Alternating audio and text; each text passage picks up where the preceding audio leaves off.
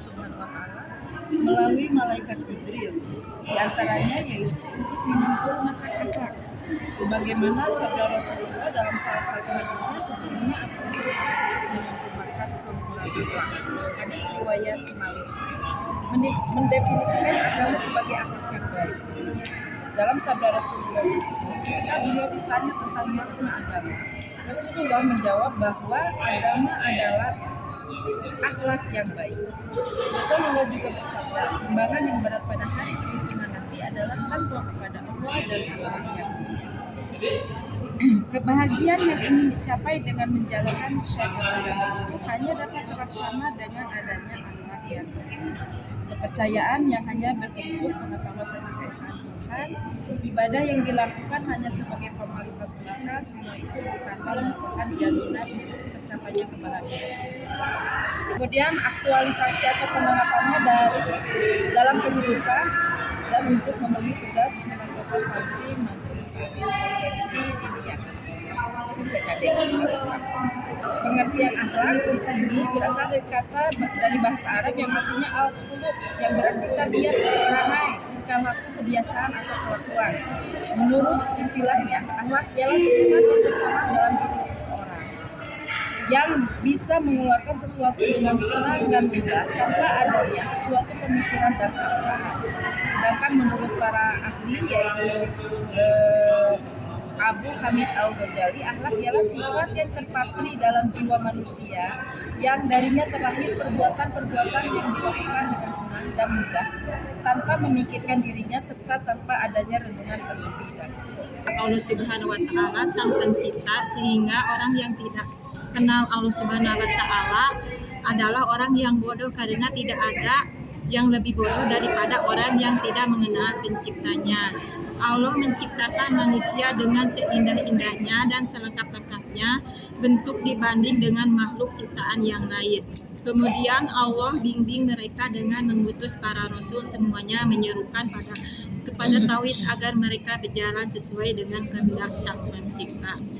Melalui wahyu yang dibawa oleh sang rasul, orang yang menerima disebut mukmin, orang yang menolak disebut kafir, serta orang yang ragu-ragu disebut munafik, yang merupakan bagian dari kekafiran. Maka apabila suatu umat sudah rusak akidahnya, bagian yang harus diperbaiki adalah akidah terlebih dahulu. Disinilah penting akidah, apalagi ini menyangkut kebahagiaan dan keberhasilan dunia dan akhirat. Saya mungkin dari kitab Imam Bukhari Muslim, Ustaznya Umar Kita sama Ustaz Baru Hasan sama dari saja dari sobatnya. Dari ya, jadi nggak ada buku khusus gitu tentang ini ya, baik, nggak apa-apa. Ini di sini ada di latar belakang ya, ada rumusan masalah. Tapi yang Bulilis ini nggak ada rumusan masalah nih Bulilis, langsung ke tujuan aja. Ya, ke tujuan. Nah, sebetulnya makalah itu akan terurai karena ada permasalahan gitu ya. Coba latar belakang. Nah, Bulilis apa ininya? Judulnya?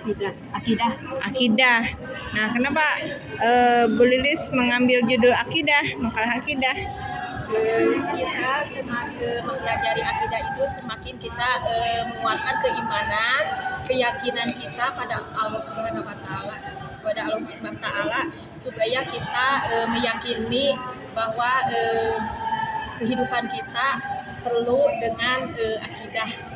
Ya, nah sekarang Bu Desi, latar belakang. Kenapa ngambil judul ya akhlak dan penerapannya dalam kehidupan sehari-hari? Karena dalam kehidupan akhlak itu menempatkan tempat yang paling strategis.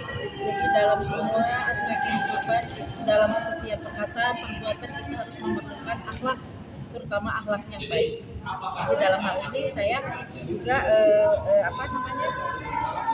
latar belakangi untuk pembuatan makalah ini agar bisa mengetahui macam-macam akhlak dan kemudian. Oke, iya Ibu.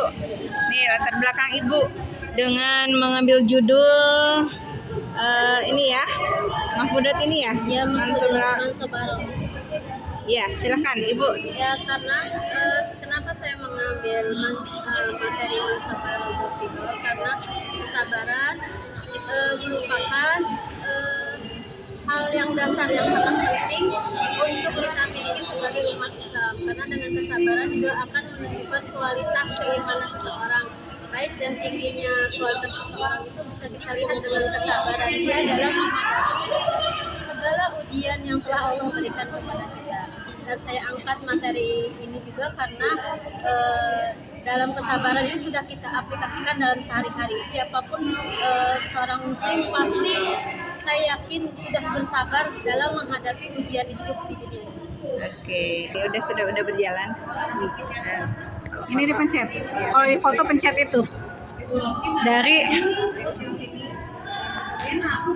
Iya.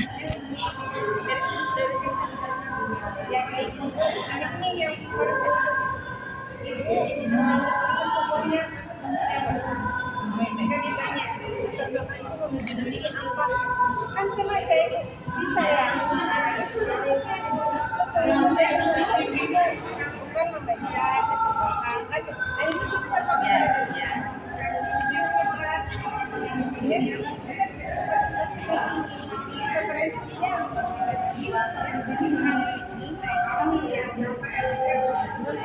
kurangan di masalah. Jadi ambil rumusan masalahnya itu mengambil dua aja. Selama ini di masyarakat saya masih bergeser. Artinya menulis nanti kita merevisi untuk perbaikan masalah-masalahnya diadakan. Nah di sini Ibu Desi ya, masalahnya pengertian alat macam-macam alat ini ada di daftar isi sebetulnya pengertian dari Ibu ya. Nah, pengertian bukan masalah, sebuah definisi ya. Jadi Ibu Desi apa nih yang jadi masalah? Ahlak itu harus diterapkan di dalam kehidupan sehari-hari. Karena di lingkungan saya, di keluarga saya, tetangga saya, enggak, nah gitu. Nah gimana caranya? Bukan jadi latar belakang sebuah masalah. Karena di sekitar saya etikanya kurang diangkat, sebagainya. Maka itu semua latar belakang ya, termasuk dalilnya dimasukkan ya sudah. Tapi di rumusan masalah ini ya, ini namanya cocoknya masuk ke database. Kemudian yang itu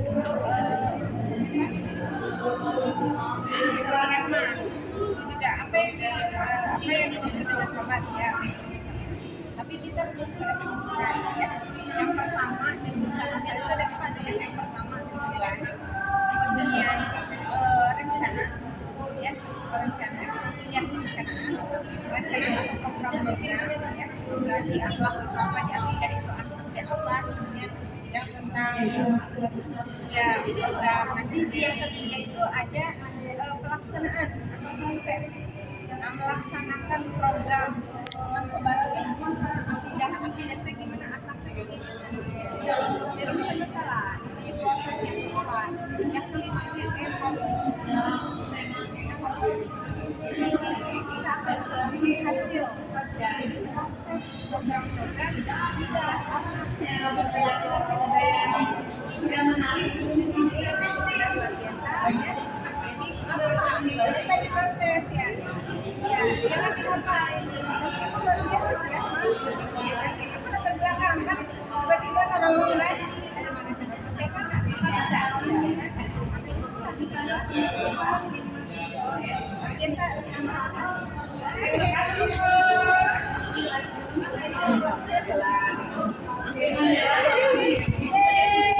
lagi foto. Cece sih. Iya. Ibu itu kamu lihat